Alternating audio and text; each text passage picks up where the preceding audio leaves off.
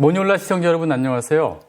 오늘은 국민연금과 퇴직금 그리고 이와 관련된 세금을 주제로 얘기를 풀어가 보겠는데요. 연금은 많이 받고 세금은 덜 내는 비법들. 저희가 그 4개의 동영상으로 나눠서 차례로 올릴 예정이니까 잘 시청 바라고요.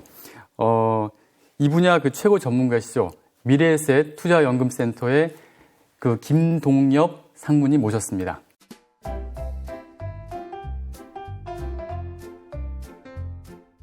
안녕하세요. 예, 안녕하십니까. 그 미래에셋 투자연금 TV 유튜브에서도 맹활약이 있던데요. 예. 네, 투자와 연금 TV라는 것들을 이제 운영을 하고 있는데, 예. 관심 가지신 분들 많이 오셔가지고 좀 보셔가지고 좀 더 파퓰러해졌으면 좋겠습니다. 근데 거기 보니까 뭐 무드셀라라는 명칭을 사용하시던데, 그게 네. 어떤 의미? 무드셀라는 뭐냐면, 성경책에 보면 노아의 할아버지 되시는 분이세요. 노아의 방주는 아시잖아요. 거기 할아버지가 969세까지 살았습니다. 그래서 장수 시대를 대변하는 아이콘으로 딱 좋겠다 싶어서 이제 무드셀라라는 이름을 가지고 이제 부캐로 활용하고 있는 거죠. 예. 뭐 국민연금은 저희가 지난번에도 소개했지만은 뭐 노령연금, 장애연금, 유족연금 뭐 이렇게 여러 가지가 있는데 종류가 많죠. 예. 그 편의상 그 노령연금을 저희가 이제 국민연금으로 좀 알고 있지 않습니까? 예. 근데 일단 그 국민연금이 어떻게 산출되는지 그거를 한번 공식을 좀 말씀해 주시죠. 그런 공식을 간단히 요약을 한번 해보면 노령연금을 결정짓는 요소는 크게 4가지 정도가 있는 것 같아요. 첫 번째는 이제 소득 대체율. 소득 대체율이란 게 있고, 그 다음에 A값, B값이라가 있는데, 이제 A값, B값은 쉽게 말하면 이제 가입자의 소득 또는 이제 가입자가 가입할 당시에 있는 그 전체 가입자의 평균 소득이라는 개념으로 보시면 될 것 같고요. 그 다음에 4번째 요소가 이제 가입 기간. 가입 기간이 길면, 그러니까 소득 대체율이 높고 소득이 높고 그다음에 가입 기간이 길면 연금을 많이 받을 수 있다라고 생각을 하시면 될 것 같아요.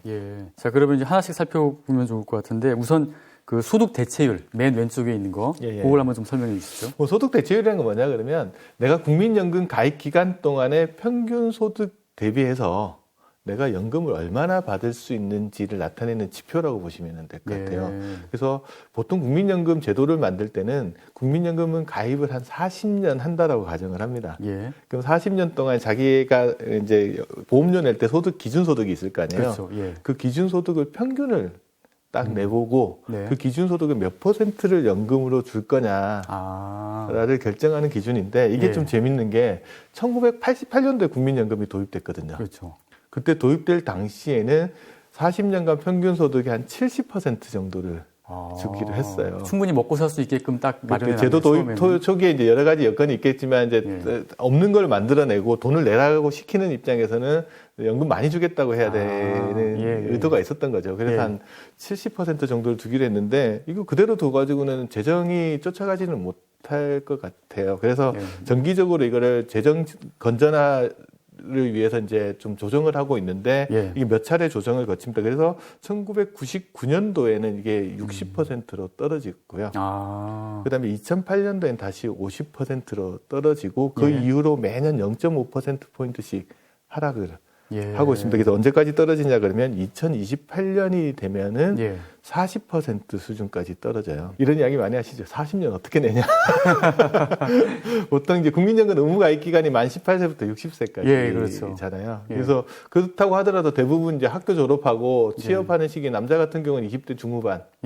그때부터 60살까지 일을 해도 40년이 잘 안 되거든요. 그러다 보니까 이제 아이고 40년 너무한 거 아니냐라는 이야기도 하기는 하는데, 여하튼 알아두실 거는 소득 대체율이 가계에서 높은 상태에서 지금 낮은 상태로 떨어져 가고 있다. 이 사실을 좀 알고 계시면 좋을 것 같아요. 근데 보니까 이제 그거 관련해서 정년퇴직을 앞두신 분들이 뭐 반환 일시금이라고 해서 연금공단 쪽에 반납한다고 하는데, 그러면은 일단 이 반환 일시금이 뭐고, 그다음에 소득 대체율과 어떤 관련이 있기 때문에 이런 현상이 벌어지는지 좀 말씀해 주시겠습니까? 그 되게 요즘 정말 50대 분들한테 많이 받는 질문 중에 하나가 반환 일시금 얘기입니다. 저도 이제 50대 올해 들어가는데, 반환 일시금이 뭐냐 그러면 국민연금 가입자가 이제 노령연금이라는 걸 수령하려면 최소 가입 기간이 10년 이상 돼야 돼요. 그런데 60세까지 보험료를 납입하고도 10년이 안 되시는 분들이 있잖아요. 그런 분들한테는 연금을 주지를 못하니까 네. 여태까지 납입했던 보험료에다가 이자를 더해가지고 일시금 형태로 지급을 해주는 거를 이제 반환 일시금이라고 합니다. 예. 현재는 이제 60세가 되기 이전에는 반환 일시금을 받을 수는 없어요. 특별한 경우 제외하면 예를 들어 가입자가 사망한다든가 예. 가입자가 해외로 이민 간다거나 그런 경우가 아니면 60세 이전에는 반환일시금을 받는 방법이 없습니다. 예. 그럼 무조건 60세까지 기다렸다가 10년이 안 되신 분은 반환일시금을 받고 10년 넘어가시는 분들은 이제 노령연금을 수령하는 형태인데 네. 1999년도 이전에는 달랐어요. 그때는 어땠냐면 국민연금 도입하고 1999년이 될 때까지는 직장에 다니시는 분들이 퇴직을 하시면 네. 1년 정도를 기다리면 여태까지 냈던 돈에다가 이자를 더해가지고 일시금 형태로 수령할 수가 있었어요. 아, 자기가 원하면요? 원하면. 예. 그게 이제 반환일시금 제도인데 1999년도 이전이니까 잘 기억해 보시면 생각날 게 그때 우리나라에 큰 사건이 하나 있었죠. 97년도. 외환위기 그때 97년 네, 맞습니다. 말에 있었잖아요. 예, 그래서 저도 제가 97년도에 사회 진출을 했었는데 처음 입사하자마자 외환위기 겪었거든요. 맞아요. 예. 그 저희 선배님들이 대부분 그 시기에 구조조정을 하면서 회사를 그만두시고 나가면서 퇴직금 받고 그거 가지고 생활하기 힘들잖아요. 그래서 국민연금공단에다가 반환일시금을 신청해서 대부분 많이 받아가셨어요. 아, 생활비로 쓰기 위해서. 생활비 쓰고 예. 뭐 어려우니까 예. 그때 당시에는 그게 맞는 선택이었을 것 같아요. 근데 이제 지금 그분들이 30대에 그런 의사결정을 하셔가지고 했는데 지금 이제 50대나 60대에 다가오면서 보니까 그때 받아갔던 돈 때문에 국민연금 수령액이 줄어들었거나 못 받거나 하는 문제가 발생을 할 수 있거든요. 예. 그래서 그걸 이제 다시 회복할 수 없을까라고 하는 게 뭐냐면 과거에 내가 반환일시금 99년도 이전에 받아갔던 반환일시금에다가 예. 이자까지 더해서 국민연금공단에 반납을 하는 거예요. 아. 그러면 예. 과거 것들 99년도 이전에 내가 받아갔던 그 기간을 살려낼 수 있거든요. 앞서 이제 공식에도 보셨다시피 가입 기간이 늘어나면 연금액이 늘어나는 구조로 그렇죠. 되어 있으니까 기간이 늘어나는 게 있고요. 그보다 더 중요한 건 뭐냐 그러면 소득 대체율이 계속 떨어져 왔다고 이야기했잖아요. 그렇죠. 근데 1999년도 이전에 소득 대체율은 70% 수준이거든요. 아, 70%였네요, 그 당시에. 지금은 한 40% 조금 언저리 넘어가는 수준 정도인데 똑같은 돈을 내고 소득 대체율이 70% 있는 구간 거를 살려놓으면 많이 받을 수 있겠네요. 소위 말 요즘 말하는 걸로 가성비. 그렇죠, 가성비. 가격 대비 성능이 좋다 그러잖아요. 똑같은 돈을 내고 연금을 더 많이 받을 수 있는 조건이 되는 거예요. 그래서 혹시나 이 방송 보시는 분들 중에서도 99년도 이전에 내가 퇴직하면서 이렇게 반환일시금을 받았던 기억이 있다라고 하시면 공단에 반드시 문의하셔가지고 그걸 반납하는 것들이 어떻게 되는지 금액이 얼마 정도 되는지 한번 보셔야 됩니다. 근데 주의하실 게 또 있어요. 아, 왜냐하면 원금만 내는 게 아니고 그 기간이 지났으니까 이자도 같이 내야 되잖아요. 그렇죠. 예. 이자를 내야 되는데 99년도 우리나라 금리 되게 높았을 때잖아요. 아, 그 매년도에 정기예금 금리를 이렇게 적용해가지고 이자까지 더해서 내야 되거든요. 그러면 금액이 좀 커요. 서로 상쇄가 될 수 있겠네요, 그러면. 그런데 근데 소득 대체율이 70%로 워낙 높다 보니까. 일반적인 경우 시뮬레이션을 해보면 내는 돈보다 받는 연금액들이 더 많아서 반환일시금 반납하시는 분들이 상당히 많기는 한데 그렇다고 하더라도 본인 케이스가 어떻게 될지는 확인을 해봐야 되잖아요. 그래서 그렇죠. 반납하는 금액이 얼마 정도 되는지 보시고요. 그거 반납하면 연금액이 어느 정도 늘어나는지는 확인을 하시고 반납을 하시면 될 것 같고요. 반납은 이제 국민연금 가입 기간 중에 하시면 되니까 보험료 내고 있는 기간 중에 뭐 자기가 원하는 시점에 하시면 될 것 같습니다. 굉장히 유용한 팁이었습니다. 자, 그리고 또 이제 그 두 번째 항목을 보면 그 기본 공식에서, 방정식에서 A값과 B값이라는 게 있던데 이건 또 뭐? 여기 들어가면 이제 어려워하기 시작합니다. A, B 뭐 이런 거 나오고 수학 공식 나오기 시작하면 사람들이 여기서부터 이제 안 봐야 되겠다는 생각을 하는데 되게 중요한 게 뭐냐면요. A값은 뭐라고 보시냐면 남의 소득이라고 보시면 돼요. 남의 소득. 국민연금 전체 가입자의 최근 3년간 평균 소득이라고 보시면 됩니다. 최근 3년간 평균 소득?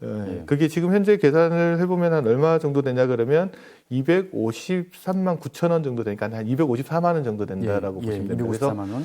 잘 보시면 국민연금 전체 가입자들의 평균 소득이 한 254만 원 정도 되더라. 라는 거 보시면 A값이라고 보면 되고요. B값은 뭐냐 그러면 국민연금 가입 기간 동안의 평균 내소득이라고 보시면 돼요. A값은 본인 소득. A값은 전체 가입자의 평균 소득. B값은 내가 국민연금 가입하고 있는 기간 동안의 평균 소득. 예.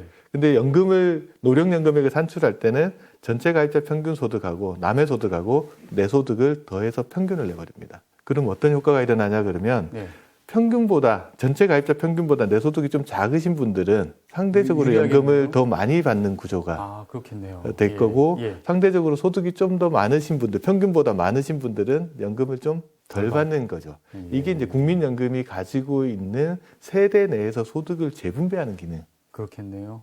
이거든요. 그래서 이 부분이 어디다 영향을 미칠 건지 이제 우리 또 국민연금 가입하는 입장에서 생각을 해봐야 되는데 국민연금 가입자들은 자기 보험료를 얼마를 내냐 그러면 직장 가입자나 지역 가입자는 자기 소득의 9%를 내고 직장 가입자는 4.5를 회사가 내주잖아요.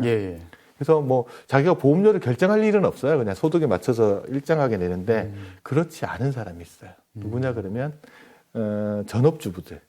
전업주부분들. 그러니까 국민연금 가입 18세부터 60세까지가 의무 가입 대상이긴 하지만 소득이 없는 전업주부는 예외로 적용을 해서 의무 가입 대상은 아니거든요.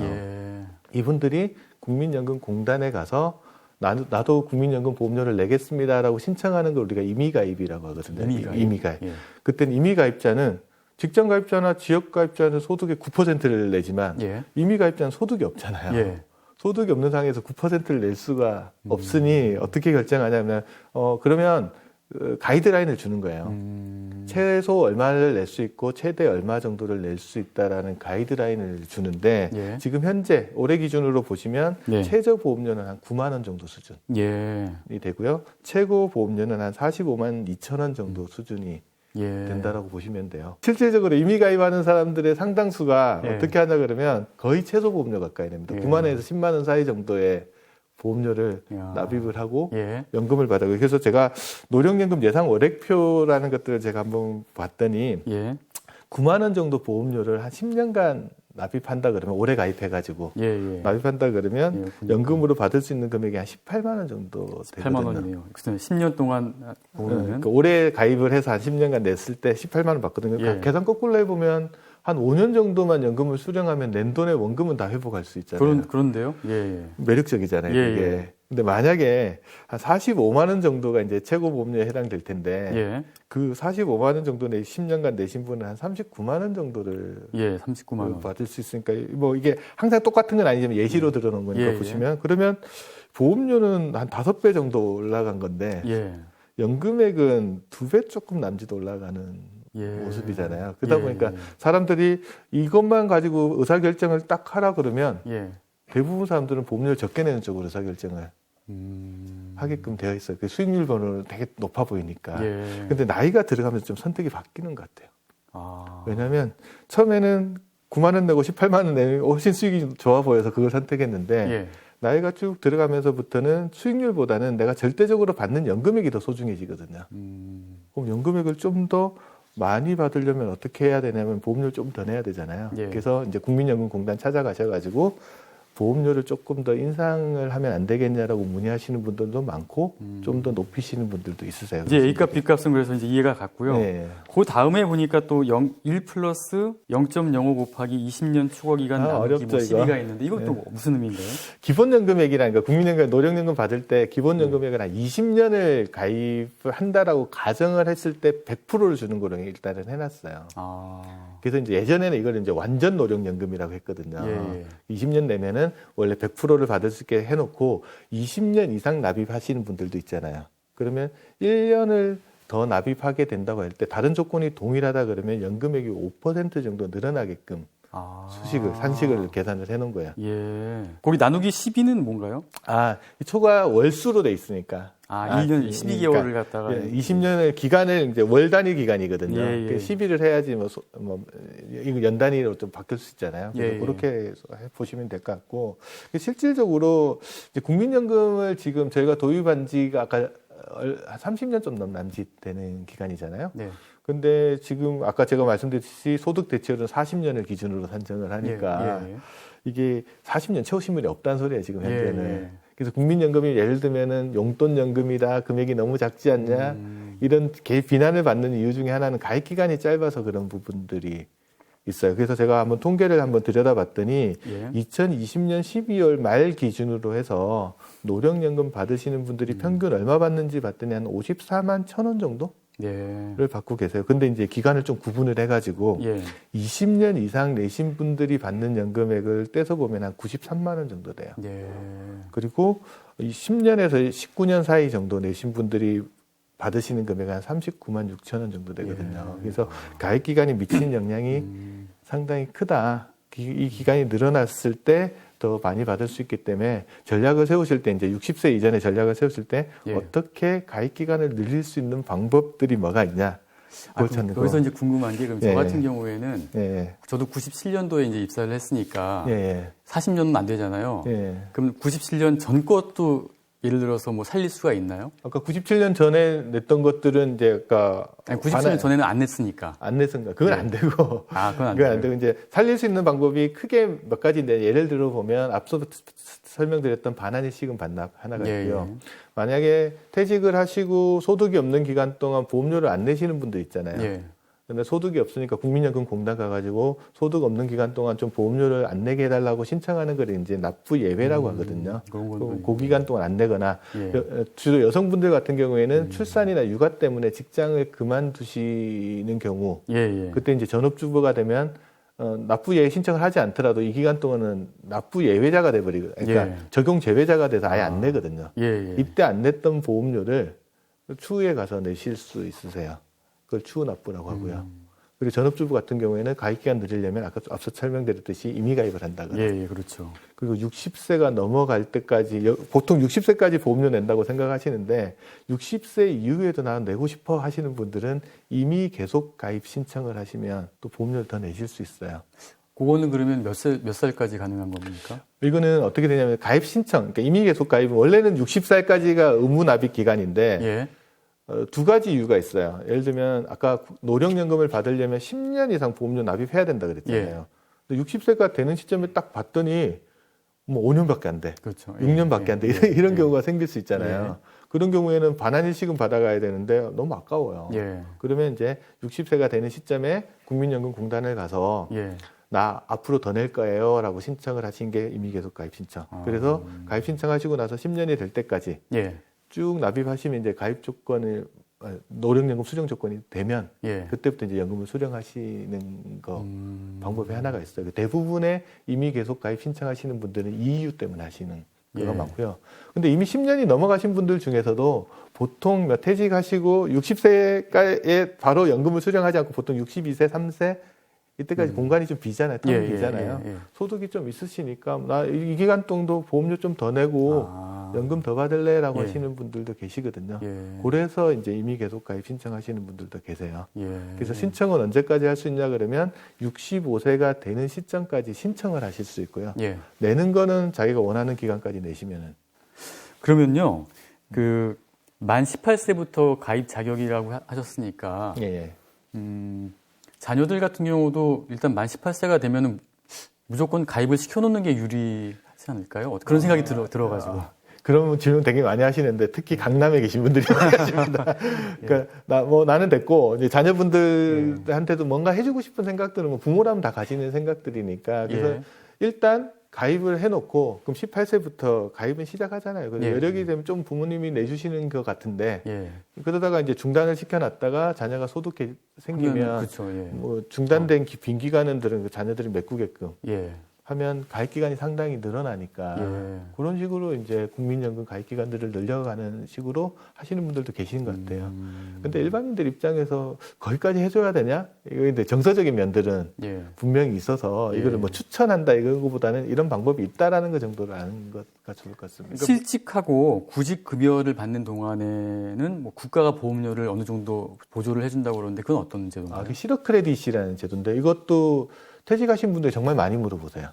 왜냐하면 퇴직하신 분들 입장에서는 뭔가 돈 되는 것들은 다 찾아 받으시려고 하잖아요. 그래서 제일 먼저 받으시는 게 실업급여, 소위 말하는 구직급여라는 것들을 받으시는데 구직급여를 받으시는 기간 동안에 국가에서 국민연금 보험료를 일부 지원해주는 제도가 있어요. 그게 이제 실업 크레딧 제도인데 예를 들어서 이제 인정소득이라고 하는 것들이 있는데 그냥 보통 보면은 소득을 한 70만 원 정도 있다라고 가정을 하면 70만 원의 9% 정도가 보험료잖아요, 원래.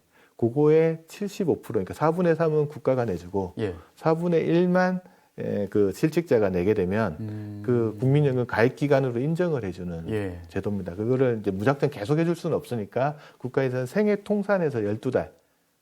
그러니까 이번에 직장 옮기는 과정에서 내가 구직급여를 한 6개월 받았으면 한 6개월 쓰시고 또 취업하셨다가 또 실직하시게 되면 또 한 6개월 쓰시고 하셔서 생애 통산 12달 정도는 이제 실업 크레딧 지원을 받으실 수 있으세요. 근데 모르시는 분 되게 많으시거든요. 그래서 일단 구직급여 받으시는 상황에서는 구직급여 신청하실 때 실업 크레딧 받으시겠냐라고 체크란이 있으면 체크하시고요. 만약에 놓치셨다 그러시면 국민연금공단에 가셔서 실업 크레딧 신청하신다라고 하시면 신청을 해야지 받을 수 있는 거니까 그거 꼭 챙겨서 받으시는 게 되게 좋으실 것 같습니다. 군 복무 크레딧이라는 것도 있다는데 이건 뭐 18개월 그쵸. 전체를 뭐 다 뭐 반영을 해주는 요새 군 복무 때문에 많이 많지 않습니까? 그래서 국가를 위해서 일하는데 이 기간을 어느 정도 좀 인정을 해줬으면 좋겠다라는 거라서 2008년도 1월 이후에 병력 근무하신 분들 법이 그때 생겨서 그러면 병력이 끝나고 나면 한 6개월 기간을 이제 국민연금 가입 기간으로 인정해주는 제도가 이제 18개월 전체가 아니고 그 중에서 6개월만요. 그러니까 6개월을 이제 국민연금 가입했던 걸로 인정해주는 게 이제 군 복무 크레딧이라고 보시면 되고요.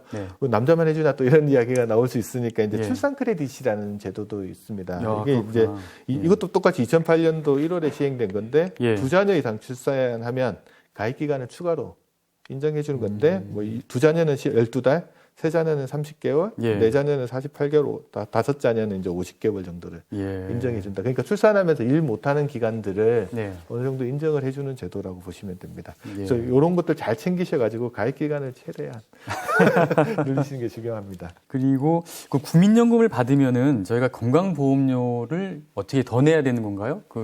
그것도 좀 복잡한 것 같은데. 이제 예를 들면 이제 직장 다니시다가 퇴직하고 나면 지역가입자 전환되잖아요. 지역가입자는 소득, 재산, 자동차의 건강보험료가 부과되는데 이 소득 항목 중에 하나가 연금소득도 들어가게끔 되어 있어요.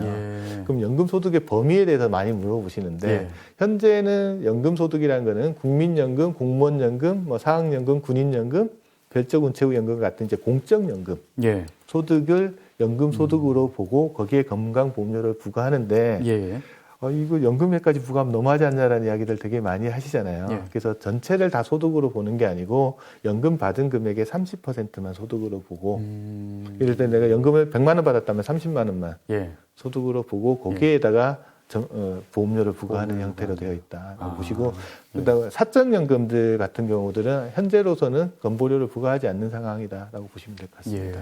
그리고 마지막으로 좀 궁금한 게 만 65세 이상부터는 이제 기초연금 받지 않습니까? 30만 원씩. 근데 이제 국민연금을 받게 되면은 뭐 기초연금도 같이 받을 수 있나요? 국민연금과 기초연금 같이 받을 수 있는데 다만 이제 금액이 조금 큰 경우에 연금액이 큰 경우에 감액되는 경우들이 좀 있습니다. 그래서 어느 정도 되냐 그러면 이제 기준연금액이라는 것들이 기초연금 받으시는 분들이 한 30만 원 정도 받으시잖아요. 30만 원 정도 연금을 받으시는데 국민연금 수령액이 45만 원이 넘어가시는 경우 그 두 개를 합산해가지고 일부 감액되는 경우들이 있어서 그 감액은 최대한 많이 된다고 하더라도 기초연금액의 절반 수준까지 15만 원, 그러니까 30만 원 받으니까 절반이면 15만 원 정도까지 감액이 되는 부분들이 있어서 이 부분은 국민연금 내신 분들이 가장 불만이 많은 부분 중에 하나예요. 내가 왜 보험료를 냈는데 기초연금을 왜 감액하냐. 제가 봐도 좀 불만이 있을 수밖에 없는 부분들인데 여기 관련해서 이제 이 부분 감액되는 부분들을 좀 없애달라고 계속 이야기는 있는데 아직까지는 감액을 하고 있습니다. 한 1억 정도를 내고 연금액이 한 80만 원 정도 늘어나니까 되게 매력적이잖아요. 이게 이제 알려지면서 사람들 그런 제도가 있었어? 이게 이제 바이럴 타고 이제 퍼지기 시작합니다. 그래서 너도